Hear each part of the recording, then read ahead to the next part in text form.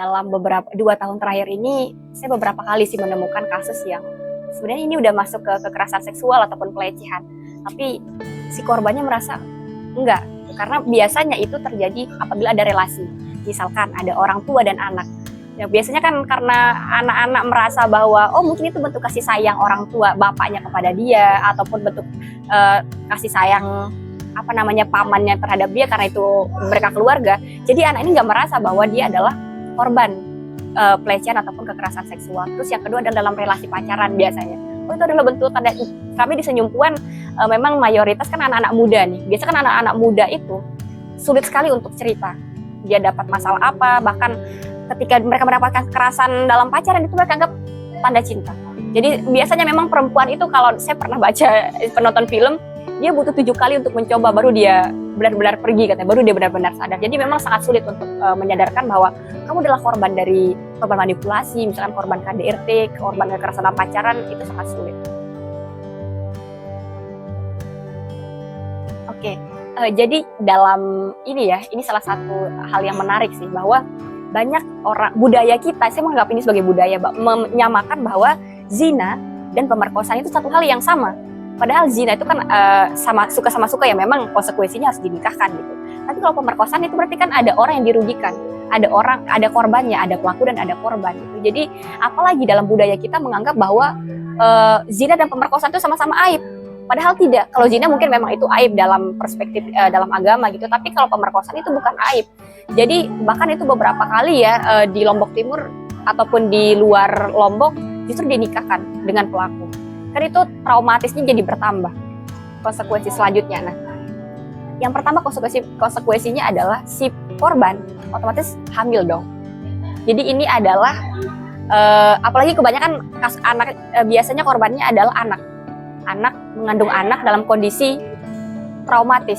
Itu kan anak yang akan dilahirkan juga menjadi pertanyaan juga nanti. Apakah kasihan juga kalau anaknya justru mengalami jadi korban. Kan ini anak yang di dalam janin ini tidak memiliki kesalahan apa-apa, tidak punya dosa apa-apa, tapi karena keegoisan kita, budaya kita menganggap bahwa pemerkosaan itu adalah aib dan harus dinikahkan, jadi double semuanya. Justru kita akan melahirkan generasi-generasi juga yang sakit juga. Jadi konsekuensinya banyak sekali menurut saya. Solusinya pertama, ini kalau khususnya dalam menikahkan korban dengan pelaku adalah peran orang tua sih sebenarnya. Kalau kita misalkan dari saya menganggap bahwa keluarga ataupun orang tua itu kan adalah orang paling dekat dengan kita. Bayangkan saja kalau orang tua kita tidak mendukung kita, tidak memberikan tempat yang nyaman, lalu kita mau berlindung kemana gitu. Jadi memang orang tua itu harus menjadi sahabat lah untuk anak. Jadi sehingga ketika anak kita punya masalah dan lain sebagainya, kita bisa tahu dan kita bisa cari solusinya gitu. Jadi apalagi misalkan dalam ranah kasus kekerasan seksual nih, sampai ada pemerkosaan, nauzubillah ya, kalau sampai misalkan hamil itu ya jangan dianggap itu sebagai aib dulu. Jadi kita harus kita harus menyatukan persepsi bahwa zina dan pemerkosaan itu bukan sama-sama aib, mereka adalah dua hal yang berbeda. Jadi itu kalau selama ini mungkin kita selalu menyerahkan, selain saya terutama yang sering sekali mengkritik APH, terutama kepolisian, tapi di sini juga saya mengkritik dari keluarga si orang tua, karena memang seharusnya mereka orang yang paling orang garda terdepan untuk melindungi anak-anaknya apabila hal itu terjadi.